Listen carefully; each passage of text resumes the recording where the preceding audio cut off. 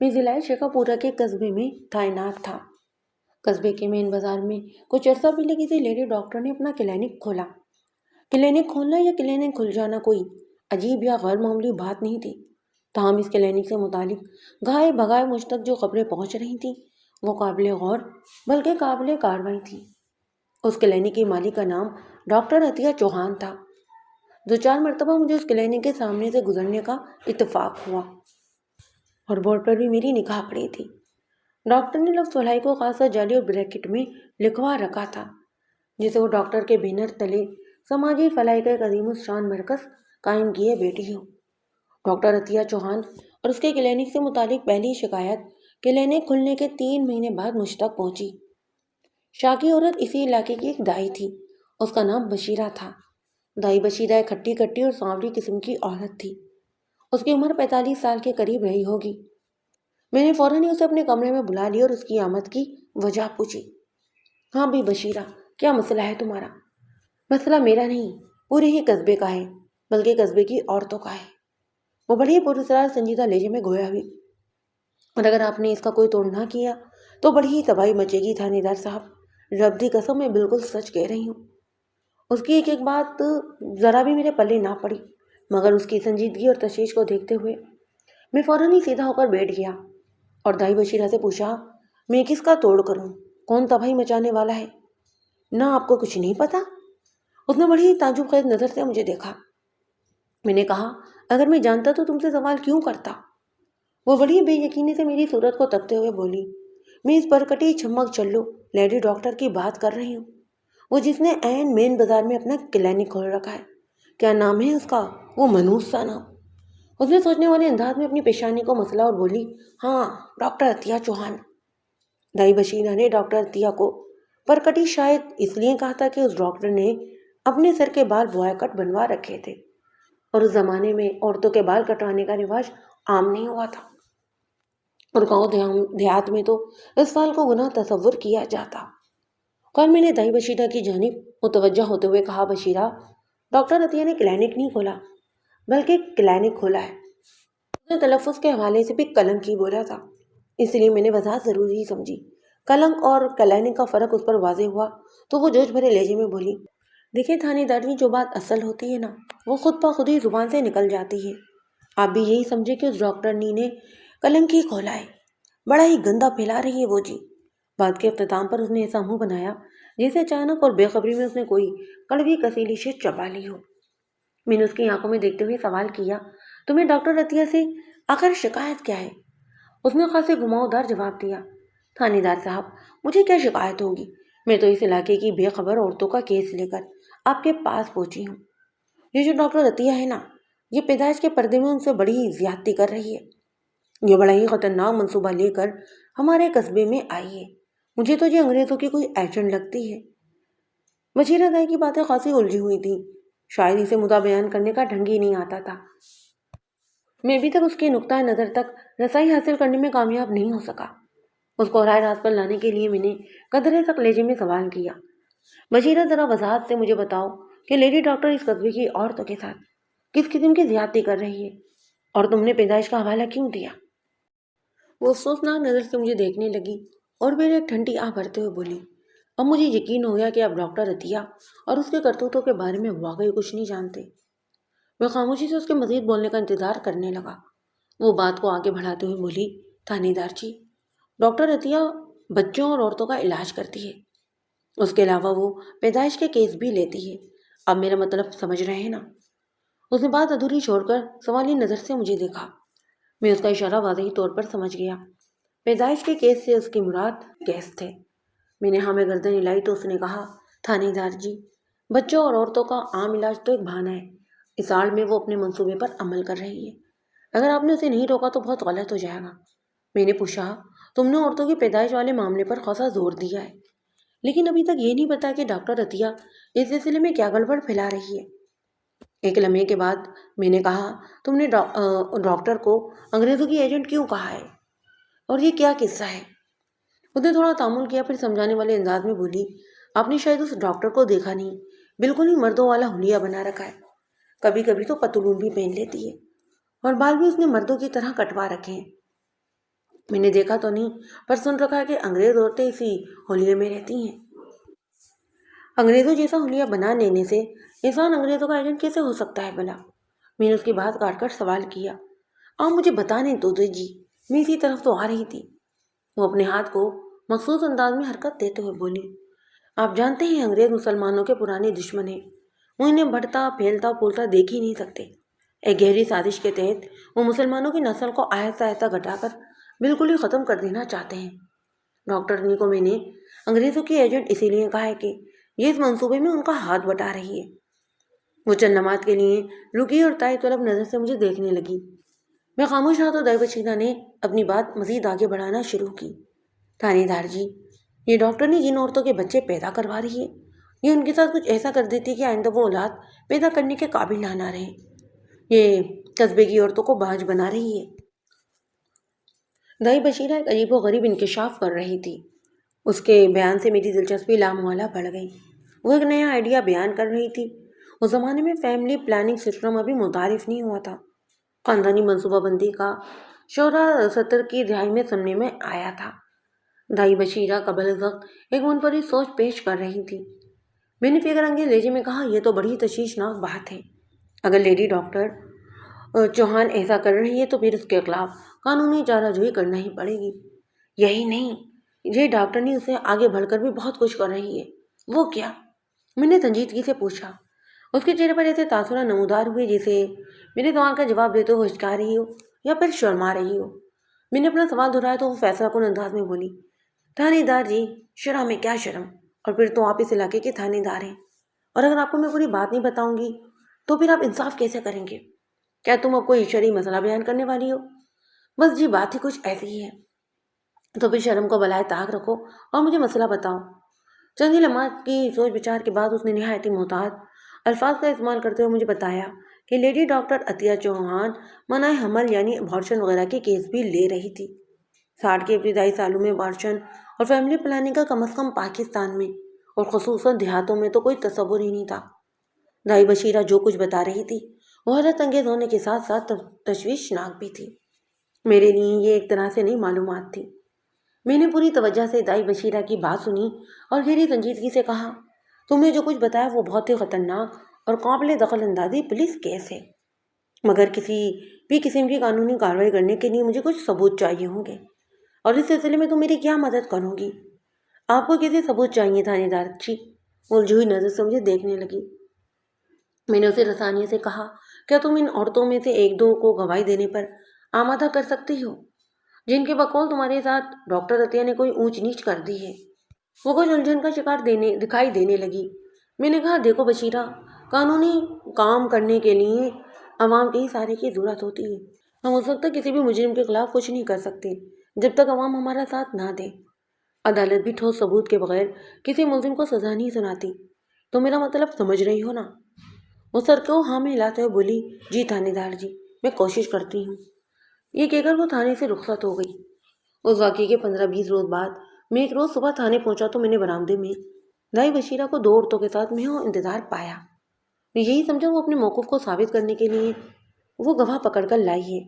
مجھے اس lady doctor کے معاملے میں دلچسپی پیدا ہو چکی تھی، لہٰذا میں نے انہیں فوراً ہی اپنے کمرے میں بلا لیا۔ انہوں نے باری باری مجھے سلام کیا اور میرے اشارے پر میز کے سامنے بچھی ہوئی کرسیوں پر بیٹھ گئیں۔ میں بشیرہ کے ساتھ آنے والی عورتوں کا جائزہ لینے لگا۔ ان میں سے ایک دبلی پتلی اور گندمی رنگت والی تھی۔ اس کی عمر کا اندازہ میں نے 30 کے قریب لگایا۔ دوسری عورت متناسب بدن کی مالک سیاہ رو تھی۔ اس کی عمر 50 سے اوپر تھی۔ میرے ذہن میں یہی خیال آیا کہ بشیرہ ان عورتوں کو ساتھ لے کر آئی ہے جو ڈاکٹر عطیہ کے ہاتھوں کسی بھی وجہ سے متاثر ہوئی ہیں۔ میں نے کھنکار کر گلا صاف کیا اور بشیرہ سے پوچھا، کیا ثبوت کے طور پر تم انہیں اپنے ساتھ لائی ہو؟ یہ دونوں ہی پکی گواہ ہیں جی، وہ اپنی بات پر زور دیتے ہوئے بولی۔ میں نے باری باری ان دونوں عورتوں کو دیکھا اور سوال کیا، تمہارے ساتھ ڈاکٹر عطیہ نے کون سا برا سلوک کیا ہے؟ میرا سوال سن کر وہ چونک اٹھی اور الجھی بھری نظروں سے ایک دوسرے کو دیکھنے لگیں۔ پھر ان کی مائنخیز نگاہیں دائی بشیرہ کی سمت اٹھ گئیں۔ بشیرہ نے کہا، تھانے دار جی، آپ کو ان کے بارے میں غلط فہمی ہو رہی ہے، ٹھہریے میں ان دونوں کا تعارف کروا دیتی ہوں۔ میں خاموشی سے یک کے بعد دیگر ان تینوں کی صورتیں ہی دیکھنے لگا۔ پتہ نہیں بشیرہ کو کون سی غلط فہمی ہو رہی تھی، یا وہ کس غلط فہمی کا ذکر کر رہی تھی؟ جو بھی بات تھی وہ اس کی وضاحت کے بعد ہی سامنے آ سکتی تھی۔ دائی بشیرہ نے ایک دھان پان گندمی رنگت والی عورت کی طرف اشارہ کرتے ہوئے بتایا، یہ دائی کبوتری ہے، پتہ نہیں اس کو خود بھی نہیں کہ اس کا اصل نام کیا ہے، بس کبوتری دائی کے نام سے مشہور ہے۔ اس مشہوری کی وجہ یہ کہ کبوتری اپنے کام میں بہت ہی پھرتیلی ہے، یہ بہت بڑے کیس بھی سہولت سے کر لیتی ہے۔ کہتے ہیں کہ ادھر کبوتری نے دچا کو ہاتھ لگایا اور ادھر بچہ دنیا میں آیا۔ بچہ پیدا کروانے کا 20 سالہ تجربہ ہے اس کے پاس۔ میں نے قطع کلامی کرتے ہوئے کہا، 1 منٹ، کیا یہ دائی کبوتری کم عمری میں ہی اس پیشے میں آ گئی تھی؟ اس کی عمر 30 سے زیادہ تو نہیں لگتی۔ یہی تو کمال ہے تھانے دار جی، کبوتری اپنی پھرتی اور کاٹی کی وجہ سے 30 سے زیادہ کی نظر ہی نہیں آتی۔ دائی بشیرہ ہاتھ لہراتے ہوئے بولی، جبکہ حقیقت تو یہ ہے کہ یہ اللہ کی بندی 40 سے اوپر کی ہے، اور اکثر لوگوں کو اس کے بارے میں دھوکہ ہو جاتا ہے۔ واقعی بشیرہ بالکل درست کہہ رہی تھی۔ اس دھوکے کی ایک مثال تو میں خود ہی تھا۔ کبوتری کی عمر کا اندازہ لگانے میں مجھ سے واقعی غلطی ہو گئی تھی۔ بشیرہ نے دوسری عورت کا نام حنیفہ بتایا۔ پیشے کے اعتبار سے وہ بھی ایک دائی تھی۔ سیارو حنیفہ کی عمر واقعی 50 کے لگ بھگ تھی۔ ایک بات کا اور بھی پتہ چلا کہ حنیفہ کی بینائی خاصی کمزور تھی، تاہم وہ اپنے طویل تجربے کی بنا پر ڈیلیوری کیس بہت ہی بآسانی سے کر لیتی۔ میری سمجھ میں نہیں آ رہا تھا کہ دائی بشیرہ اپنی ہی قبیلے کی 2 عورتوں کو میرے پاس کیوں لائی تھی۔ میں نے اس معاملے میں اسے سوال کرنا ضروری سمجھا۔ بشیرہ، یہ کبوتری اور حنیفہ کے سلسلے میں یہاں پر آئی ہیں؟ میں نے تو تمہیں لیڈی ڈاکٹر عطیہ کے خلاف گواہ لانے کو کہا تھا۔ یہ دونوں اس ڈاکٹرنی کے خلاف گواہی دینے کو تیار ہیں، بشیرہ نے سنجیدگی سے کہا۔ میری طرح یہ بھی ڈاکٹرنی کے کرتوت سے پوری ہی طرح واقف ہیں۔ معدوم نظر میں مجھے وہ معاملہ دائیوں کا گٹھ جوڑ لگا۔ میں نے بڑی کھلے الفاظ میں ان پر واضح کرنے کی کوشش کی، آپ لوگ جو کچھ بھی کر رہے ہیں وہ قانون کی زبان میں ڈاکٹر عطیہ پر عائد کردہ ایک الزام ہے۔ عدالت کسی ملزم کو سزا دینے کے لیے ٹھوس ثبوت مانگتی ہے، اس کے جرم کی شہادت کرنا پڑتی ہے۔ عدالت میں تب کہیں جا کر کامیابی ملتی ہے۔ ان خالی خالی باتوں سے کچھ ہاتھ نہیں آتا۔ ہم خالی خالی بات نہیں کر رہے تھانے دار جی، کبوتری بھی مجھ سے مخاطب ہوتے ہوئے کہنے لگی۔ میں ایسی عورتوں کو جانتی ہوں، میں کیا یہ دونوں بھی ان عورتوں سے واقف ہیں جو اس ڈاکٹرنی کا شکار ہوئی ہیں۔ ذرا توقف کر کے کبوتری نے بشیرہ اور حنیفہ کو دیکھا، پھر میری طرف متوجہ ہوتے ہوئے بولتی، میں ان 3 بدنصیب عورتوں کے نام سغرا، بلقیس اور زرینہ ہے، اور وہ اسی قصبے کی رہنے والی ہیں۔ کبوتری کے بیان نے میری دلچسپی کو اور بھی بڑھا دیا۔ میں نے پوچھا، ڈاکٹر عطیہ چوہان کے ان عورتوں کے ساتھ کیا معاملات ہیں؟ وہ ایک طویل سانس لینے کے بعد تفصیل بتاتے ہوئے بولی، 3 ماہ پہلے سغرا نے ڈاکٹرنی کے کلینک پر ایک بچے کو جنم دیا۔ چند دن کے وقفے سے بلقیس کی بچی بھی اسی ڈاکٹرنی کے ہاتھوں پیدا ہوئی۔ وہ دن اور آج کا دن، ابھی تک ان دونوں کی دوبارہ گود بھرنے کے امکانات ہی پیدا نہیں ہوئے۔ مجھے یقین ہے کہ اس شیطان ڈاکٹرنی نے پیدائش کے عمل کے دوران میں ان دونوں کے ساتھ کوئی ہاتھ کر دیا ہے۔ وہ چند لمحے کو رکی، پھر اس کی زبان جاری ہو گئی، مگر اب بتانے کا انداز خاصا رازدارانہ تھا۔ یہ جو زرینہ ہے نا، اس کے بارے میں تو مجھے پتا چلا ہے کہ حمل ختم کروانے ڈاکٹرنی کے کلنک پر گئی تھی۔ تھانے دار جی، یہ تو سیدھا سادہ قتل ہوا نا۔ بات کے اختتام پر اس نے مجھے سوال کر ڈالا۔ میں اس کے سوال کا کیا جواب دیتا؟ اس کا تو پورا بیان ہی مجھے مبنی پر حماقت نظر آ رہا تھا۔ سغرا اور بلقیس 3 مہینے پہلے ڈاکٹر عطیہ کے کلینک پر زچگی کے عمل سے گزر چکی تھی۔ اگر دوبارہ ان کے ماں بننے کے آثار نمودار نہیں ہوئے تھے تو اس میں بیچاری ڈاکٹر عطیہ کا کیا قصور تھا؟ اور جہاں تک زرینہ کے عمل کا تعلق تھا، تو اگر وہ واقعی اس بارے میں کوئی حقیقت تھی تو پھر ڈاکٹر عطیہ کو مورد الزام ٹھہرانا درست نہیں۔ ڈاکٹر عطیہ نے زبردستی پکڑ کر زرینہ کو اس عمل سے تو نہیں گزارا ہوگا نا؟ وہ اپنی کسی مجبوری یا ضرورت کے تحت ہی اس کلینک تک گئی ہوگی۔ اب مجھے یقین ہونے لگا کہ واقعی ان تینوں دائیوں نے باہمی گٹھ جوڑ سے لیڈی ڈاکٹر عطیہ کے خلاف محاذ بنا لیا۔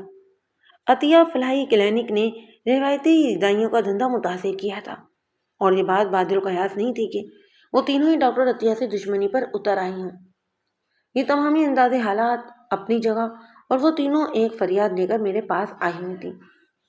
ایسا مناسب طریقے سے ان کی بات سننا اور ان کو تسلی دلاسا فراہم کرنا میرا فرض تھا۔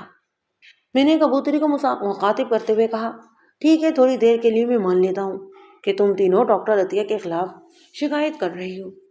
مجھے بتاؤ تم مجھ سے اس سلسلے میں کیا چاہتی ہو؟ بشیرہ نے ان کی نمائندگی کرتے ہوئے کہا، ظاہر ہے ہم تو یہی چاہیں گے کہ آپ ڈاکٹرنی کے خلاف قانونی کارروائی کریں۔ یہ شریفوں کا قصبہ ہے، یہاں اس قسم کے بےہودہ اور آوارہ کلنک کی کوئی ضرورت ہی نہیں۔ آپ فوری طور پر اس ڈاکٹرنی کا کلنک بند کروائیں۔ بشیرہ کے لب و لہجے میں ڈاکٹر عطیہ کے لیے نفرت ہی نفرت تھی، اور آخر اس کی دل کی بات بھی زبان پر آ ہی گئی۔ لوگ پہلی فرصت میں ڈاکٹر عطیہ کو وہاں سے چلتا کر دینا چاہتی تھی۔ کبوتری نے بشیرہ کے موقف میں زور بھرتے ہوئے کہا، آپ ہی بتائیں ملک صاحب، ڈاکٹرنی کے آنے سے پہلے کیا اس قصبے کی عورتیں بچے پیدا نہیں کرتی رہیں؟ ہم نے درجنوں سینکڑوں بچے پیدا کروا دیے۔ حنیفہ نے ناراضگی کا اظہار کیا، میرے ہاتھ سے انگنت بچے اس دنیا میں آئے، بعض تو خود بھی بچوں والے ہو گئے۔ میں 2 نسلوں کی دائی ہوں، یہ آنکھیں ایسے ہی اندھی نہیں ہو رہی۔ بشیرہ نے تلخی سے کہا، وہ ڈاکٹرنی جمعہ 8 دن سے اس قصبے میں آئی ہے اور یہاں کی چودرائن بنی بیٹھی ہے، ہم اسے ہرگز برداشت نہیں کر سکتے۔ ان تینوں کے حتمی اور ٹھوس الفاظ نے ان کے عزائم مجھ پر واضح کر دیے۔ انہوں نے واقعی ڈاکٹر عطیہ کے خلاف ایک محاذ مضبوط قسم کا بنا لیا۔ میں نے سرسری لہجے میں پوچھ لیا، اس کلینک کے کھلنے سے آپ لوگوں کا روزگار تو متاثر ہوا ہوگا؟ وہ تینوں ہی ایک زبان بولی، بہت ہی بری طرح۔ میں نے تسلی دینے والے انداز میں گردن کو ہلاتے ہوئے کہا، ٹھیک ہے، میں ڈاکٹر عطیہ کے خلاف قانونی اقدام کرتا ہوں۔ تم تینوں ایک کام کرو۔ وہ سوالیہ نظروں سے مجھے دیکھنے لگی۔ میں نے ٹھہرے ہوئے لہجے میں کہا، تم کسی طرح سغرا، بلقیس اور زرینہ کو راضی کر کے میرے پاس لے آؤ، باقی کے معاملات میں خود ہی سنبھال لوں گا۔ وہ الجھن بھری نگاہوں سے ایک دوسرے کو دیکھنے لگی۔ بشیرہ نے کہا، تھانے دار جی، یہ تو بہت ہی مشکل کام ہے، وہ ہماری بات نہیں مانے گی، ہمارے ساتھ آنے کو تیار نہیں ہوں گی۔ آپ خود سوچیں، وہ اس قسم کی جرات کیسے کر سکتی ہیں؟ اور میں نے خود ہی سوچ لیا۔ میں نے اسی کے الفاظ لوٹاتے ہوئے کہا، اور یہ سمجھ میں آیا کہ جب مدعی سست ہے تو پھر گواہ کو چست ہونے کی کوئی ضرورت نہیں۔ آپ لوگ بھی ٹھنڈی ٹھنڈی اپنے گھروں میں بیٹھے۔ جناب، یہ پورے قصبے کی عورتوں کے مستقبل کا سوال ہے، کبوتری نے کہا۔ مجھے غصہ آ گیا، تاہم میں نے اپنے غصے کو ضبط کرتے ہوئے تحمل سے کہا، آپ تینوں نے کیا قصبے بھر کی عورتوں کے مستقبل کا ٹھیکہ لے رکھا ہے؟ نہ جی نہ، حنیفہ نے خفگی بھرے لہجے میں کہا، ہم نے یہ کب کہا ہے؟ میں نے دھٹک لہجے میں کہا، اگر ایسا نہیں کہا تو پھر جائیں اور اپنا کام کریں اور مجھے بھی اپنا کام کرنے دیں۔ لیڈی ڈاکٹر عطیہ چوہان اپنی سیاہ سفیدی کی خود ہی ذمہ دار ہے۔ اگر اس کے کوئی غیر قانونی حرکت میری گرفت میں آ گئی تو میں اسے چھوڑوں گا نہیں، ورنہ مجھے خواہ کسی کو تھانے اور کچہری کے چکر لگوانے کا کوئی شوق نہیں۔ میرا ڈل جواب سن کر ان کے منہ لٹک گئے۔ اب اس بات میں کسی چکو چپے کی گنجائش باقی ہی نہیں رہی تھی کہ وہ تینوں ہی ڈاکٹر عطیہ سے کاروباری حسد میں مبتلا تھی، اور ان کی اس حسد کا فی الحال میرے پاس کوئی علاج نہیں تھا۔ شاید وہم اور حسد کا علاج تو ہر دور میں ناپید رہا ہے۔ حسد اور برہمی شخص اپنے مرض کی آگ میں جل کر راکھ ہو جاتا ہے۔ رخصت ہونے کے لیے اٹھ کھڑی ہوئی تو کبوتری نے ایک عجیب سی بات کہہ دی، تھانے دار جی، لگتا ہے آپ بھی ڈاکٹرنی کے ساتھ مل گئے۔ اس کے لہجے میں موجود طنز نے مجھے چونکنے پر مجبور کر دیا۔ کیا کوئی اور بھی ڈاکٹر عطیہ سے ملا ہوا ہے؟ بشیرہ نے بڑی معنی خیز انداز میں سر کو ہاں میں ہلایا۔ مجھے یوں محسوس ہوا جیسے وہ کوئی نہایت ہی اہم انکشاف کرنے والی ہو۔ میں نے جو لہجے میں پوچھا، کون؟ نادر خان، کبوتری نے ٹھہرے ہوئے انداز میں جواب دیا۔ نادر خان ایک معروف کاروباری شخصیت تھا۔ پرانی غلہ منڈی میں اس کی آرٹ کی دکان تھی۔ وہ اس قصبے کا ایک صاحب حیثیت شخص تھا۔ دائی کبوتری اینڈ کمپنی نے جب نادر خان اور ڈاکٹر عطیہ کے تعلق کا ذکر کیا تو اس شخص کے بارے میں جاننے میں مصروف ہو گیا، اور اسی جاننے کے نتیجے میں مجھے معلوم ہوا کہ نادر خان ڈاکٹر عطیہ کے بیچ کیا تعلق تھا۔ وہ گائے بغیر اس کے کلینک پر آتا رہتا، اور ڈاکٹر عطیہ بھی مہینے میں ایک آدھ چکر نادر خان کی طرف لگا لیتی۔ مجھے یہ بھی پتہ چلا کہ عطیہ نے جس گھر میں فلاحی کلینک کھول رکھا تھا وہ نادر خان کی ملکیت تھا۔ یہ 2 کمروں پر مشتمل ایک چھوٹا سا گھر تھا، جس کے سامنے والے کمرے میں ڈاکٹر کا دواخانہ، جبکہ ایک بھی کمرے میں اس کی رہائش تھی۔ اس رہائشی کمرے میں وہ عورتوں کو چیک بھی کرتی۔ دونوں کمروں کے بیچ میں ایک چھوٹا سا صحن تھا۔ نادر خان ڈاکٹر عطیہ سے اس مکان کا کرایہ نہیں لیتا تھا، اور یہ بات بھی میرے علم میں آئی کہ نادر خان ہی ڈاکٹر عطیہ کو اس قصبے میں لے کر آیا تھا۔ اس کا مطلب یہ تھا کہ نادر خان ڈاکٹر عطیہ کی سرگرمیوں سے پوری طرح آگاہ تھا۔ اگر میں اس سے ایک بھرپور ملاقات کر لیتا تو دودھ کا دودھ اور پانی کا پانی الگ ہو جاتا۔ میں اپنی مصروفیات کے باعث نادر خان کی طرف نہ جا سکا۔ اسی دوران میں ڈاکٹر عطیہ کی ایک اور شکایت مجھ تک پہنچ گئی۔ اس مرتبہ سائل ایک مرد تھا، اس کا نام نیاز علی تھا۔ مجھے جب پتہ چلا کہ وہ ڈاکٹر عطیہ کے سلسلے میں مجھ سے ملنے آیا تو میں نے فوراً ہی اسے اپنے پاس بلا لیا۔ نیاز علی کی عمر لگ بھگ 30 سال ہوگی۔ وہ عام سی شکل و صورت کا مالک ایک دبلا پتلا شخص تھا۔ میں نے سوالیہ نظر سے اسے دیکھا اور پوچھا، ڈاکٹر عطیہ نے تمہارا کیا نقصان کیا ہے؟ بہت بڑا نقصان تھا نیدار جی، سمجھ میں بھی نہیں آتا کہ آپ کو کیسے بتاؤں۔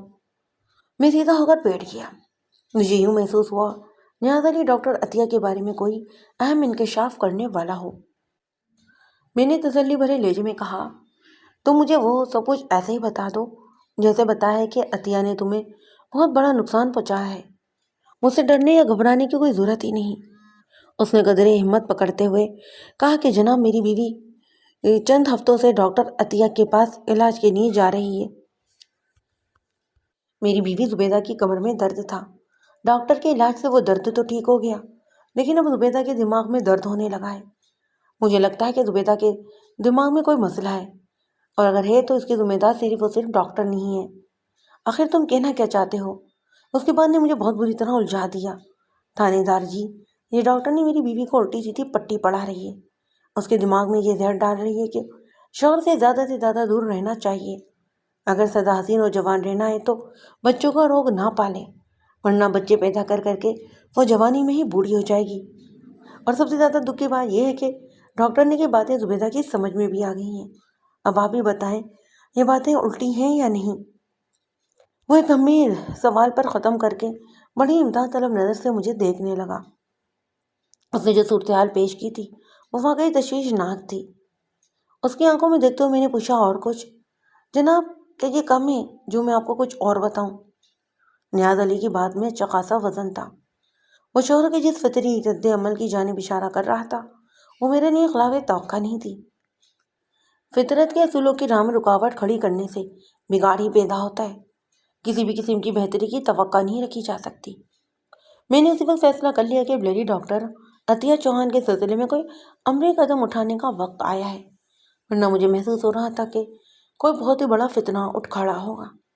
میں نے نیاز علی کو مخاطب کرتے ہوئے تسلی آمیز لہجے میں کہا، تم گھر جاؤ اور اپنی بیوی کو پیار محبت سے سمجھانے کی کوشش کرو۔ میں ڈاکٹر عطیہ کو تھانے بلوا کر اس سے بات کرتا ہوں۔ انشاءاللہ کوئی نہ کوئی اس مسئلے کا حل نکل ہی آئے گا۔ میں سردست نیاز علی کے لیے سے زیادہ اور کوئی کام نہیں کر سکتا تھا۔ ڈاکٹر عطیہ سے ایک بھرپور ملاقات کے بعد ہی آئندہ کے بارے میں اب کچھ سوچا جا سکتا تھا۔ وہ اٹھ کر کھڑا ہو گیا اور مایوسی سے بولا، آپ کہہ رہے ہیں تو میں ایک کوشش کر کے دیکھ لیتا ہوں، ورنہ شراوت کی راہ پر چلتے ہوئے تو میں نے ہر کوشش کر لی ہے۔ میں نے خوشامد کو بھی آزما لیا ہے۔ اب لات جوتا تو مجھ سے ہوتا نہیں، اور کوئی سنے گا تو کیا کہے گا؟ کام کا میری ناک ہی کٹے گی۔ انسان کی عزت اس کے ہاتھ میں ہی ہوتی ہے۔ لوگوں کا حال تو کوے جیسا ہے جو کسی بھی گھر سے دھواں اٹھتے دیکھ کر یہ یقین کر لیتا ہے کہ وہاں پر ضرور کچھ پک رہا ہوگا۔ لوگ کسی بھی گھر میں مچنے والے شور شرابے سے اپنی اپنی ذہنیت کے مطابق نئی نئی کہانیاں گڑھ لیتے ہیں۔ اللہ معاف کرے جی، بہت ہی برا زمانہ لگا ہے۔ بات ختم کرتے ہی اس نے دونوں کانوں اور ناک کو چھوا۔ میں نے قدرے سخت لہجے میں کہا، دیکھو نیاز علی، وقت اور زمانے کو کبھی برا نہیں کہنا چاہیے۔ ہر دور میں اچھے اور برے لوگ موجود ہوتے ہیں، اور زمانہ انہی لوگوں سے مل کر بنتا ہے۔ لہٰذا لوگوں کے مال کا الزام زمانے کو نہیں دینا۔ بہرحال میں نے کہا، تم اس وقت سخت پریشان ہو، بیوی تمہارے قابو سے نکلی جا رہی ہے، لیکن تم غم نہ کرو، میں تمہیں یقین دلاتا ہوں سب ٹھیک ہو جائے گا۔ وہ میرا شکریہ ادا کر کے رخصت ہو گیا۔ نیاز علی کے جانے کے بعد میں نے حوالدار کو اپنے کمرے میں بلایا۔ وہ آ کر میرے سامنے کھڑا ہوا تو میں نے اسے بیٹھنے کو کہا، پھر پوچھا، تمہاری بیوی کہاں ہے؟ وہ سوالیہ نظر سے مجھے دیکھتے ہوئے بولا، میری گھر والی کہاں جائے گی، وہ گھر میں ہی ہے، میرے 3 بچوں کے ساتھ۔ میں نے کہا، بیٹا، میرے پوچھنے کا یہ مطلب ہے کہ وہ اپنے میکے میں ہی یا سسرال؟ حوالدار محمد بوٹا موزہ چنی وال کا رہنے والا تھا۔ جس قصبے میں ہمارا تھانہ تھا، بوٹا کی بیوی صفیہ کا میکا بھی یہیں تھا۔ صفیہ کے حوالے سے میرے ذہن میں ایک اچھوتا سا آئیڈیا آیا، اور اسی سلسلے میں نے بوٹا کو اس وقت اپنے پاس بلایا تھا۔ بوٹا کی بیوی صفیہ ایک چالاک اور کایا نمبر کی عورت تھی۔ میرے سوال کے جواب میں بوٹا نے بتایا، صفیہ ادھر چنی وال میں ہی ہے جی، میری ماں پیو کے ساتھ۔ پھر قدرے رک کر اس نے مجھ سے بولا، آپ میری بیوی کے بارے میں اتنی شدت مجھ سے کیوں پوچھ رہے ہیں ملک صاحب؟ میں نے گلمل جواب دیا۔ اس کی اچانک یہاں ضرورت پیش آ گئی ہے۔ تم چند دن کے لیے صفیہ کو اس کے میکے میں چھوڑ سکتے ہو؟ ضرور چھوڑ سکتا ہوں ملک صاحب، پر پتہ تو چلے۔ میں ڈاکٹر عطیہ چوہان کے بارے میں خفیہ تفتیش کرنا چاہتا ہوں۔ تمہیں تو معلوم ہی ہے کہ آج کل کیا قصہ چل رہا ہے۔ مجھے امید ہے صفیہ بہت جلد اندر کی بات کھینچ لائے گی۔ ہاں جی ہاں، میری گھر والی تو بہت ہی تیز عورت ہے۔ وہ 2 مہینہ لیشے میں بولا۔ آپ مجھے 1 دن کی چھٹی دے دیں، پھر میں آپ کو MBBS بن کر دکھاتا ہوں۔ اس کے لہجے میں قدرے شوقی پائی گئی۔ میں نے حیرت سے پوچھا، تمہیں جو بننا تھا بن گئے، ایک حوالدار بننے کے بعد تم ڈاکٹری کس طرح پڑھ سکو گے؟ میں نے کب کہا ہے کہ میں ڈاکٹری پڑھنے جا رہا ہوں؟ تم نے کہا نہیں MBBS بن کر دکھاؤ گے؟ اوہ ملک صاحب، میرا مطلب وہ والا MBBS نہیں۔ میں نے اسے گھورا۔ پھر کیا مطلب تھا تمہارا؟ وہ وضاحت دینے والے انداز میں بولا، جناب MBBS سے میری مراد تھی میاں بیوی بچے سمیت۔ وہ ایک لمحے کو رکا، پھر اضافہ کرتے ہوئے بولا، میں 3 ماہ سے چھٹی پر نہیں گیا۔ صفیہ نے کئی بار پیغام بھجوایا ہے، وہ اپنے ماں باپ سے ملنے آنا چاہتی ہے۔ چلو اس طرح دونوں ہی مسئلے حل ہو جائیں گے۔ میاں بیوی اپنے بچوں سمیت یہاں پر پہنچ جائیں گے۔ آئندہ 10 منٹ میں نے بوٹا کو سمجھایا کہ اس کی بیوی کو کیا فرض ادا کرنا تھا۔ میں نے کہا، بوٹا تمہیں سب سے پہلے اپنی بیوی کو اعتماد میں لینا ہوگا۔ اسے اچھی طرح تاکید کر دینا کہ وہ اس منصوبے کے بارے میں کسی کو کچھ نہ بتائے، ورنہ بنا بنایا کھیل بگڑ جائے گا۔ آپ فکر ہی نہ کریں ملک صاحب، صفیہ بڑی سمجھدار عورت ہے۔ میں اس سے جو کہہ دوں گا وہ اس سے 1 آدھ انچ ادھر ادھر نہیں ہوگی۔ ویسے بھی اسے جاسوسی کا بہت شوق ہے، یہ کام وہ بڑی رازداری سے کر لے گی۔ اس کے خاموش ہوتے ہی میں نے کہا، بوٹا تم دنیا کے ان چند خوش نصیب شوہروں میں سے ہو جن کی بیویاں ان کی مرضی سے ادھر ادھر نہیں ہوتی۔ فی الحال میں اس ذیل میں ذاتی تجربہ تو نہیں رکھتا، تاہم میں اکثر شوہروں کی بیویوں کی نافرمانی اور سرکشی کی داستانیں بیان کرتے ہی سنا ہے۔ ملک صاحب، میں نے آپ سے کبھی غلط بیانی نہیں کی۔ صفیہ واقعی بہت اطاعت گزار بیوی ہے۔ آج تک اس نے مجھے کسی بڑی شکایت کا موقع ہی نہیں دیا۔ ہماری شادی کو 10 سال سے زیادہ عرصہ ہو گیا ہے اور ماشاءاللہ سے ہمارے 3 بچے ہیں۔ آپ سے کیا چھپا ہوا ہے؟ تم ٹھیک ہی کہتے ہو، مجھ سے کچھ چھپا ہوا نہیں، بلکہ اس میں چند دن پہلے ایک حیرت انگیز اضافہ ہی ہوا ہے۔ میں نے گہری سنجیدگی سے کہا۔ حوالدار نیاز علی کی کہانی سے میں آگاہ تھا۔ میں نے اس کا حوالہ دیتے ہوئے کہا، یہ ڈاکٹر عطیہ تو عجیب و غریب مہم کے موڈ میں نظر آ رہی ہے۔ اگر میاں بیوی کے درمیان یوں ہی فاصلے بڑھتے رہے تو پھر اس قصبے میں انقلاب رونما ہو کر ہی رہے گا، اور مجھے امید ہے کہ یہ انقلاب بہت ہی تباہ کن ہوگا۔ اس انقلاب کی رونمائی سے پہلے ہی ہمیں کوئی عملی قدم اٹھانا ہوگا۔ ہمیں پہلی فرصت میں ڈاکٹر عطیہ کی مہم ناکام بنانا ہوگی۔ اس کے الفاظ میں ایک مضبوط عزم کی جھلک موجود تھی۔ میں نے کہا، میں اسی لیے تو تمہاری گھر والی کو یہاں پر بلا رہا ہوں۔ آپ کے ذہن میں کس قسم کا منصوبہ ہے جی؟ منصوبہ بالکل سادہ اور سیدھا ہے، میں نے تفصیل بتاتے ہوئے کہا۔ تمہاری گھر والی یہاں قیام کے دوران میں ایک مریض بن کر ڈاکٹر عطیہ کے کلینک پر جائے گی۔ وہ خود کو بہت ہی مظلوم ظاہر کرے گی، ایک ایسی بے بس اور لاچار بیوی جیسے شوہر اپنے پیر کی جوتی سمجھتا ہے اور ہر وقت اسے اپنی خواہش کی کنیز بنائے رکھنا چاہتا ہے۔ صفیہ ڈاکٹر کو بتائے گی کہ وہ اپنی ازواجی زندگی سے بہت ناخوش بلکہ نالا ہے، کاش اس نے یہ شادی ہی نہ کی ہوتی۔ صفیہ ڈاکٹر سے کہے گی کہ وہ تمہارے 3 بچے پیدا کر کے اپنی صحت بھی تباہ کر بیٹھی ہے۔ اس کے بدن کا کوئی ایسا حصہ نہیں جہاں رہ رہ کر درد نہ اٹھتا ہو۔ چکر الگ آتے ہیں۔ دنیا میں ابھی تک کوئی ایسا آلہ ایجاد نہیں ہوا جو بتا سکے کہ کسی شخص کو واقعی درد ہو رہا ہے یا پھر وہ درد کا بہانہ کر رہا ہے۔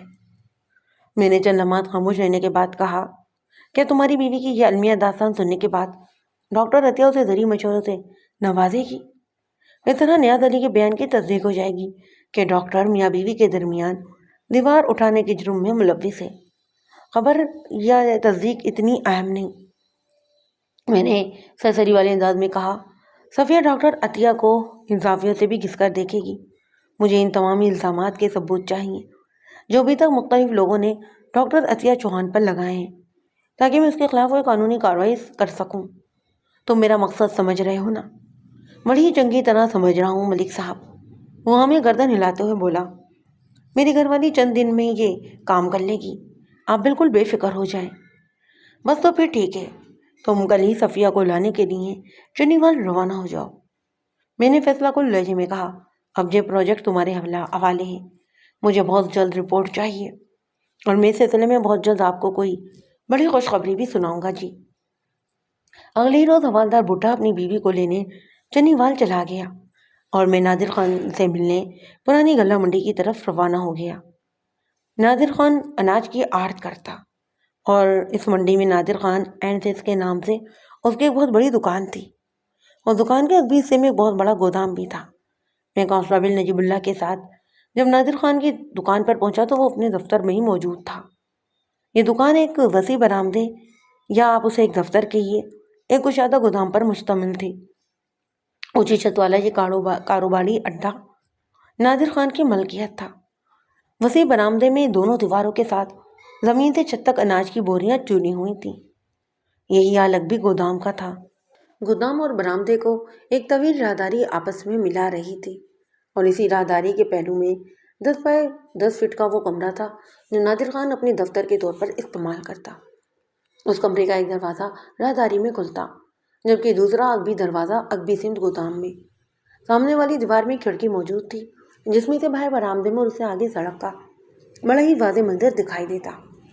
جب ہم وہاں پہنچے تو برآمدے کے باہر سڑک پر 2 ٹرک کھڑے تھے اور کوئی 9 درجن مزدور ان ٹرکوں پر سے اناج کی بوریاں اتار کر اندر گودام میں پہنچا رہے تھے۔ میز سیٹ اپ پر ایک تارانہ نگاہ ڈال کر نادر خان کے کمرے کی جانب بڑھ گیا۔ اس وقت ہم دونوں ہی یونیفارم میں تھے۔ نادر خان ہمیں دیکھتے ہی اٹھ کھڑا ہوا اور بڑے ہی پرتپاک انداز سے ملا۔ آئیے تھانے دار صاحب آئیے، میری خوش قسمتی ہے کہ آپ میری دکان پر تشریف لائیں۔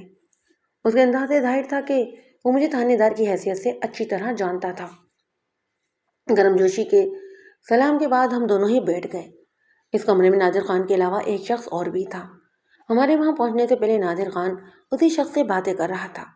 وہ اس سے مخاطب ہوتے ہوئے بولا، منشی جی جاؤ کوئی چائے پانی کا بندوبست کرو، دیکھ نہیں رہے ہو تھانے دار صاحب پہلی مرتبہ ہماری دکان پر آئے ہیں۔ میں نے کہا، خان صاحب کسی تکلف کی ضرورت نہیں، ہم تو اتفاقاً ادھر سے گزر رہے تھے سو آپ سے سلام دعا کرنے آ گئے، چند منٹ بیٹھ کر واپس چلے جائیں گے۔ اوہ سرکار کمال کرتے ہیں آپ، وہ بڑی بے تکلفی سے بولا، آپ چند منٹ ٹھہرے یا پھر چند گھنٹے، اس سے کیا فرق پڑتا ہے، خاطر تواضع کیے بغیر تو میں آپ کو جانے نہیں دوں گا۔ پھر وہ اپنے منشی کی طرف دیکھتے ہوئے بولا، شوکت تم کیوں رک گئے ہو، میں نے جو کہا ہے نا وہ فوراً کرو۔ نادر خان کے اخلاق اور محبت کو دیکھتے ہوئے میں نے زیادہ مزاحمت نہیں کی، اور شوکت نامی منشی کے جانے کے بعد نادر خان کی طرف میں متوجہ ہو گیا۔ کاروبار کیسا چل رہا ہے خان صاحب؟ بس جی آپ کی دعا اور اللہ کا کرم ہے، وہ بڑی ہی عاجزی سے بولا۔ آپ کے سامنے 2 ٹرک کھڑے، مال اتر رہا ہے، اسی طرح دوسرے ٹرک کھڑے ہوتے ہیں اور مال لوڈ ہو رہا ہوتا ہے۔ میں ذات پاک کا جتنا بھی شکر ادا کروں وہ کم سے کم ہے جناب۔ نادر خان اپنی بات چیت اور انداز سے خاصا سلجھا ہوا شائستہ لگتا۔ رسمی گفتگو کے بعد میں اصل موضوع کی طرف آ گیا۔ اس دوران میں منشی شوکت ہماری ہلکی پھلکی تبادلہ کا بندوبست بھی کر چکا تھا۔ نادر خان نے اپنی منشی کو تاکید کر دی کہ وہ باہر ٹرکوں کے پاس موجود رہے اور جب تک وہ خود نہ بلائے کوئی شخص اندر آنے کی کوشش نہ کرے۔ پھر وہ ہماری طرف ہمتن گوش ہو گیا۔ میں نے کہا، خان صاحب میں دراصل ڈاکٹر عطیہ کے بارے میں آپ سے بات کرنا چاہتا ہوں۔ یکدم ہی وہ سنجیدہ اور بولا، کہیے ملک صاحب۔ ڈاکٹر عطیہ کے بارے میں مختلف قسم کی باتیں سننے کو مل رہی ہیں۔ میں نے گفتگو کو آگے بڑھاتے ہوئے کہا، پھر کسی کا نام ظاہر کیے بغیر ان باتوں کی وضاحت بھی کر دی جو ڈاکٹر عطیہ کی ذات سے منسوب کی جا رہی تھیں۔ پھر کہیں اس نوعیت کے در پردہ اور ظاہر خبریں خواہ غلط فہمیاں پیدا کرتی ہیں۔ مجھے پتہ چلا تھا کہ آپ ڈاکٹر کی سرپرستی کر رہے ہیں۔ میں نے متعدد الفاظ کا استعمال کرتے ہوئے کہا، اسی لیے سوچا پہلے آپ ہی سے کیوں نہ بات کر لوں۔ آپ نے بالکل صحیح کیا جو میرے پاس چلے آئے۔ وہ بڑے ہی مدبرانہ انداز میں بولا، ایسی باتیں اڑتی اڑتی میں نے بھی سنی ہیں اور میں جانتا ہوں ڈاکٹر عطیہ سلسلے میں کسی بھی طرح قصوروار نہیں۔ وہ میڈیکل کے شعبے سے وابستہ ہے اور صحت کے بارے میں درست اور مفید معلومات قصبے کی عورتوں تک پہنچا رہی ہے۔ پتہ نہیں کچھ لوگ کیوں اس کے خواہ دشمن ہو گئے۔ میں نے تو یہاں تک سنا ہے کہ بعض لوگ مجھے اس کا ساتھی تک سمجھ رہے ہیں۔ ہاں یہ خبر تک مجھے بھی پہنچی ہے۔ میں نے کہا، اس طرح تو وہ ہوتا ہے اس طرح کے کاموں میں ملک صاحب، عورت کا معاملہ بڑا ہی نازک ہوتا ہے۔ میں جانتا ہوں کون لوگ عطیہ کے خلاف زہر اگل رہے ہیں، آپ بھی جانتے ہوں گے، لیکن کسی مصلحت کے تحت ان کا نام ظاہر نہیں کر رہے۔ بہرحال میں کہہ رہا تھا کہ میں کوئی کمزور یا گیا گزرا نہیں ہوں۔ میں بڑی آسانی سے ان لوگوں سے نبٹ سکتا ہوں جو عطیہ کے خلاف الٹی سیدھی باتیں کرتے ہیں، لیکن اسے ہوگا کیا؟ وہ ایک لمحے کو رکا، پھر خود ہی بتانے لگا، ابھی جو لوگ دبی دبی زبان میں مجھے عطیہ کے ساتھ ملوث کر رہے ہیں، وہ کل علی اولان اس کی طرفداری کے نتیجے میں مجھ پر کیچڑ بھی اچھالنے لگیں گے، تو گویا آپ اپنی بدنامی سے ڈرتے ہیں۔ میں نے کہا، ہر شریف آدمی کو اپنی نیک نامی بہت عزیز ہوتی ہے۔ وہ جلدی سے بولا، مجھے بھی ہے، میں نے یہ ساکھ اور عزت بڑی محنت اور کوشش سے حاصل کی ہے ملک صاحب۔ میں نے ٹھہرے لہجے میں کہا، مجھے پتہ چلا ہے کہ آپ اکثر و بیشتر اس کے کلینک پر بھی جاتے رہتے ہیں، بلکہ کلینک والا مکان آپ ہی کی ملکیت ہے۔ مہینے میں ڈاکٹر عطیہ بھی ایک آدھ بار آپ سے ملنے آ جاتی ہے، آپ کم از کم اسے سمجھا تو سکتے ہیں۔ میں اسے کیا سمجھاؤں؟ اس نے الجھن زدہ نظر سے مجھے دیکھا۔ میں نے وضاحت میں نیاز علی کا معاملہ دہرایا اور کہا، اگر ڈاکٹر عطیہ لوگوں کی بیویوں کو اس قسم کی پٹیاں پڑھانا شروع کر دے گی تو آپ خود اندازہ لگا لیں کہ شوہروں کی ذہنی کیفیت کیا ہوگی۔ یہاں تو بعض خاوندوں میں اس شخص کو اتنا ہی زیادہ جیدار سمجھا جاتا ہے جس کی جتنی زیادہ اولادیں ہوتی ہیں۔ آپ نے ہر بات سے بخوبی آگاہ ہیں خان صاحب۔ یہ آپ نے بالکل نئی بات بتائی ہے ملک صاحب، میں اس بارے میں پہلے سے نہیں جانتا تھا۔ وہ فکر مندی سے بولا، اگر عطیہ واقعی اس قسم کے مشورے بانٹ رہی ہے تو اسے سختی سے روکنا ہوگا۔ میں کل ہی اس سلسلے میں اسے بات کرتا ہوں۔ بات ختم کرتے ہی وہ معنقد انداز میں گردن بھی ہلانے لگا۔ میں نے سوال کیا، خان صاحب، ڈاکٹر عطیہ چند ماہ سے اس قصبے میں نظر آ رہی ہے، اس سے پہلے اس کا کلینک کہاں تھا؟ میں نے کہا، اگر آپ کو برا محسوس نہ ہو تو یہ بھی بتا دیں کہ آپ ڈاکٹر کو کب سے جانتے ہیں اور کس حوالے سے۔ وہ چند لمحے ٹھہری ہوئی نظر سے مجھے دیکھتا رہا اور بولا، میں آپ کے سوالات کو قطعاً برا نہیں مناؤں گا ملک صاحب۔ سب سے پہلے تو میں یہ وضاحت کر دوں کہ ڈاکٹر عطیہ چوہان کوئی باقاعدہ MBBS گائری نہیں، وہ ایک LHV ہے۔ وہ ایک لمحہ خاموش رہنے کے بعد اپنے بیان کو آگے بڑھاتے ہوئے کہنے لگا، ہماری پہلی ملاقات موجودہ فیصل آباد کے علاقہ چک جھمرا میں ہوئی تھی۔ میں اپنے کاروباری دوست سے ملنے چک جھمرا گیا ہوا تھا۔ وہاں ایک صلاحی سماجی پروگرام میں میرا دوست مجھے اپنے ساتھ لے گیا تھا۔ ڈاکٹر عطیہ بھی اس پروگرام میں شامل تھے۔ گاؤں دیہات میں زچہ اور بچہ کی صحت اور دیگر مسائل پر اس نے اتنی بھرپور اور تاثر انگیز تقریر کی کہ میں اسے متاثر ہوئے بغیر نہ رہ سکا۔ عطیہ کی تقریر تو رہی ایک طرف، مجھے تو اس کی آواز میں خاص قسم کا درد بھی محسوس ہوا۔ مجھے یوں لگا جیسے وہ اندر سے بڑی دکھی عورت ہے۔ میں نے اسی لمحے فیصلہ کر لیا کہ اس پروگرام کے بارے میں ڈاکٹر عطیہ سے تفصیلی ملاقات کروں گا۔ تقریب کے دوران ہی میں نے اپنے ایک دوست کو اس ارادے سے آگاہ بھی کر دیا۔ یہ پروگرام چونکہ اسی کی نگرانی میں ہو رہا تھا، اس لیے عطیہ سے ملاقات کروانا اس کے لیے کوئی مسئلہ ہی نہیں تھا۔ قصہ مختصر میں تنہائی میں عطیہ سے ملا، پہلے ادھر ادھر کی باتیں ہوئی، پھر اسے میں اپنے مطلب کی بات پر لے کر آ گیا۔ مجھے معلوم ہوا تھا کہ وہ اس طرح گاؤں گاؤں کریا گھوم کر سماجی اصلاح کا فریضہ انجام دے رہی ہے۔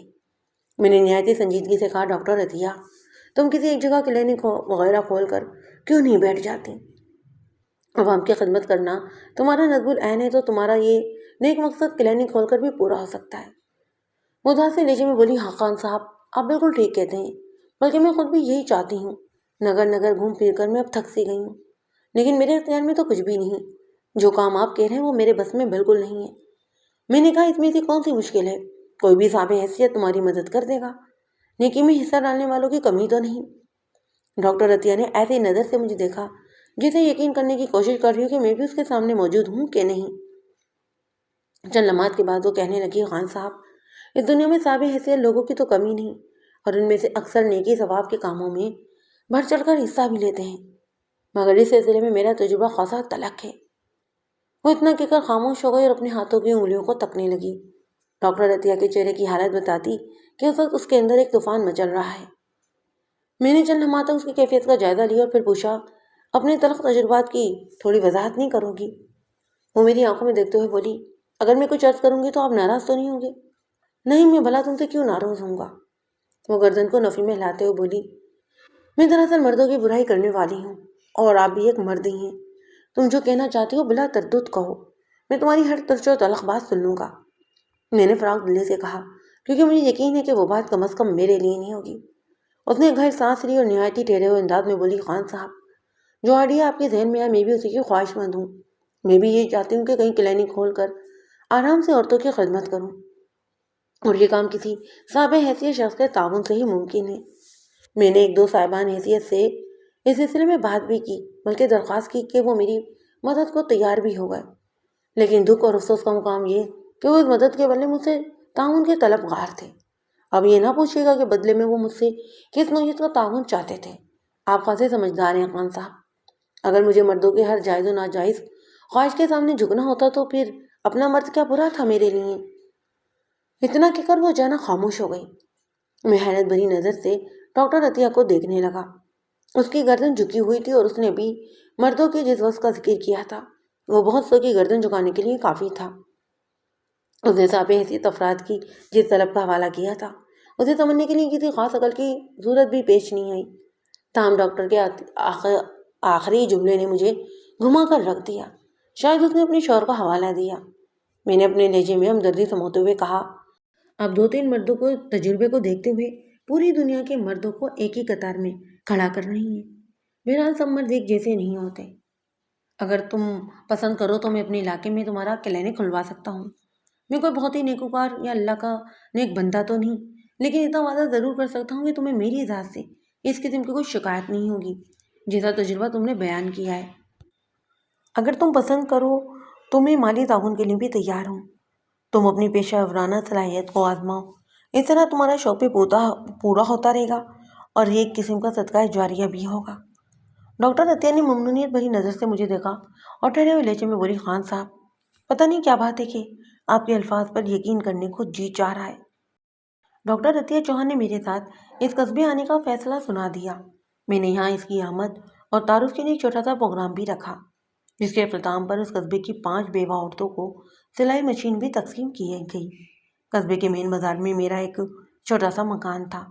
میں نے وہ مکان عطیہ کے کلینک کے لیے وقف کر دیا۔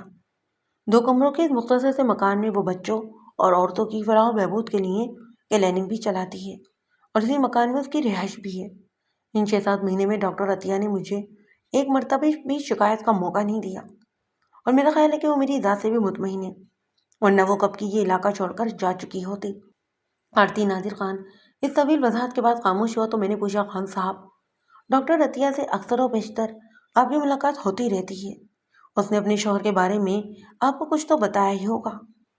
نادر خان نے تھوڑی دیر پہلے ڈاکٹر عطیہ کے شوہر کا ذکر جس انداز میں کیا تھا وہ خاصا چوکا دینے والا تھا۔ نادر خان نے عطیہ کے جو الفاظ دہرائے تھے، اگر مجھے مردوں کی ہر جائز اور ناجائز خواہش کے سامنے سر ہی جھکانا ہوتا تو پھر اپنا مرد کیا برا تھا۔ کوئی بھی مرد اپنا مرد صرف شوہر کو ہی کہتی ہے۔ ڈاکٹر عطیہ کے الفاظ اور انداز سے یہ ظاہر ہوتا تھا کہ کوئی مرد اس کا شوہر ہوا کرتا تھا اور اب اس کا اس سے کوئی تعلق نہیں تھا۔ یا تو عطیہ نے اپنے شوہر کو چھوڑ دیا تھا یا پھر شوہر نے عطیہ کو۔ بہرحال یہ انکشاف اس کہانی میں ایک سنسنی خیز موڑ لا رہا تھا اور اسی تجسس کے باعث میں نے نادر خان کو ٹٹولنے کے لیے وہ سوال کیا۔ اس نے بتایا، ملک صاحب میں نے عرض کیا نا، یہ ڈاکٹر عطیہ بہت دکھی عورت ہے، میں آپ کو کیا بتاؤں۔ 3 سال پہلے اس کے شوہر وحید اللہ نے اسے گھر سے نکال دیا تھا۔ اس وقت سے یہ ایسی ہی در در کی ٹھوکریں کھاتی پھر رہی ہے۔ اللہ کا شکر ہے کہ اب یہ جم کر ایک جگہ بیٹھ گئی ہے۔ نادر خان کے اس انکشاف نے میری دلچسپی کو اور بھی بڑھایا۔ میں نے پوچھا، وحید اللہ نے اسے گھر سے کیوں نکال دیا تھا اور یہ وحید اللہ رہتا کہاں ہے؟ وحید اللہ لاہور میں رہتا ہے، نادر خان نے برا سا منہ بناتے ہوئے کہا۔ ادھر انالکری بازار میں اس کی کیپ اینڈ کے نام سے ایک دکان ہے، یہاں پر ٹوپی اور ہینڈ وغیرہ کے مختلف قسم کی چھڑیاں اور چھتریاں بھی موجود ہیں۔ وہ ایک لمحے کو سانس لینے کے لیے رکا، پھر اپنی بات کو بڑھاتے ہوئے افسوسناک لہجے میں بولا، ملک صاحب انسانیت کی خدمت ڈاکٹر عطیہ کا خاص مسئلہ ہے اور اس کا شوہر اس مسئلے کو محسوس نہیں کرتا تھا۔ اسے عطیہ کے جذبات کا کچھ احساس ہی نہیں تھا۔ عطیہ کی سماجی سرگرمیاں اسے ایک آنکھ نہیں بھاتی تھیں، ان میں آئے دن جھگڑا فساد ہوتا رہتا۔ وحید اللہ کا مطالبہ تھا کہ عطیہ ایک گھریلو بیوی بن کر رہے اور عطیہ گھر میں ٹک کر بیٹھنا ہی نہیں چاہتی۔ اس کے شوق کی نوعیت یہ ایسی تھی کہ اس کا زیادہ تر وقت گھر سے باہر گزرتا۔ پھر ایک روز وحید اللہ نے صاف الفاظ میں عطیہ سے کہہ دیا کہ اگر وہ اپنی سرگرمیوں سے باز نہیں آ سکتی تو پھر وہ اس کے گھر سے دفع ہو جائے۔ عطیہ اپنے شوق کے ہاتھوں اتنی بے بس تھی کہ اس نے اپنا گھر ہی چھوڑ دیا۔ وحید اللہ نے بیٹی کو اپنے پاس رکھ لیا۔ شاید میں آپ کو یہ بتانا بھول گیا کہ ڈاکٹر عطیہ کی ایک بیٹی بھی ہے جس کا نام ناہید ہے۔ جب عطیہ نے گھر چھوڑا تو اس وقت ناہید کی عمر 9 سال تھی اور اب وہ 12 سال کی ہو گئی ہوگی۔ ڈاکٹر عطیہ کی کہانی سن کر مجھے واقعی دکھ ہوا۔ ایک عورت کی ضد نے ایک معصوم بچی سے اس کی ماں چھین لی۔ کہتے ہیں، بالکل درست کہتے ہیں کہ نیک کام کا آغاز اپنے ہی گھر سے کرنا چاہیے، مگر ڈاکٹر عطیہ نے اپنے ہی گھر کو نظر انداز کر دیا تھا۔ وہ انسانیت کی خدمت میں اپنے گھر گھاٹ سے بہت دور ہو گئی۔ انسانیت کی خدمت ایک اعلیٰ اخلاقی فریضہ ہے جس کی حقیقت اور افادیت سے انکار ممکن ہی نہیں، لیکن انسان کو اپنے فعل اور اعمال میں بھی ایک توازن رکھنا چاہیے۔ بہرحال میں نے اب تک کی گفتگو سے اندازہ لگا لیا کہ نادر خان ڈاکٹر عطیہ کے لیے اپنے دل میں بہت ہمدردی رکھتا تھا، لہٰذا میں نے عطیہ کی کوتاہی کو زیر بحث لانا ضروری نہیں سمجھا اور نہایت ہی ٹھہرے ہوئے لہجے میں کہا، ٹھیک ہے خان صاحب، میں چلتا ہوں، آپ ڈاکٹر عطیہ کو سمجھانے کی کوشش کریں، میں اپنے دانے کی حدود میں کوئی بھی بدمزگی نہیں چاہتا، آپ میرا مطلب سمجھ رہے ہیں نا؟ وہ ٹھوس لہجے میں بولا، آپ بے فکر ہو جائیں ملک صاحب، میں آج ہی عطیہ سے بات کرتا ہوں، انشاءاللہ اس طرف سے آپ کو کوئی شکایت نہیں ہوگی۔ میں کانسٹیبل کے ساتھ واپس تھانے آ گیا۔ 5 روز کے بعد حوالدار محمد بھوٹا کی گھر والی صفیہ نے اپنی تحقیقاتی رپورٹ پیش کی۔ اس رپورٹ کی زیادہ تر باتیں میری توقع کے عین مطابق تھیں۔ مثلاً ڈاکٹر عطیہ زیادہ بچہ پیدا کرنے کے حق میں ہی نہیں تھی۔ اس کے خیال میں زیادہ اولاد سے ایک طرف معاشی مسائل میں اضافہ ہوتا ہے تو دوسری طرف ماں کی صحت کا بھی کباڑہ ہو کر رہ جاتا ہے۔ بار بار کی زچگی کے بعد وہ مختلف قسم کی جسمانی اور دماغی کمزوری میں مبتلا ہو جاتی ہے۔ وہ اپنے پاس آنے والی عورتوں کو یہ کہہ کر ڈراتی تھی کہ کثیر الاولادی کے باعث عورت بہت جلد بوڑھی ہو جاتی ہے اور اس کا بدن بے ڈنگا اور بے کشش ہو کر رہ جاتا ہے۔ چنانچہ شوہر بھی اس پر سے توجہ ہٹا لیتا ہے اور دوسری عورتوں میں دلچسپی لینے لگتا ہے۔ اس طرح مرد کے لیے دوسری شادی کا دروازہ بھی کھل جاتا ہے۔ وہ عورتوں کے حقوق اور محفوظ ہوئے مستقبل کا احساس دلاتے ہوئے کم سے کم اولاد پیدا کرنے کی طرف انہیں مائل کرتی۔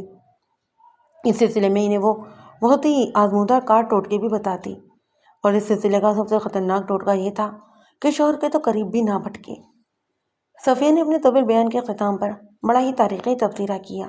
حوالدار بوٹا اسے تانے کے بہانے اپنے ساتھ لے آیا تھا اور اس وقت وہ میرے کمرے میں میرے سامنے ایک کرسی پر بیٹھی ہوئی تھی۔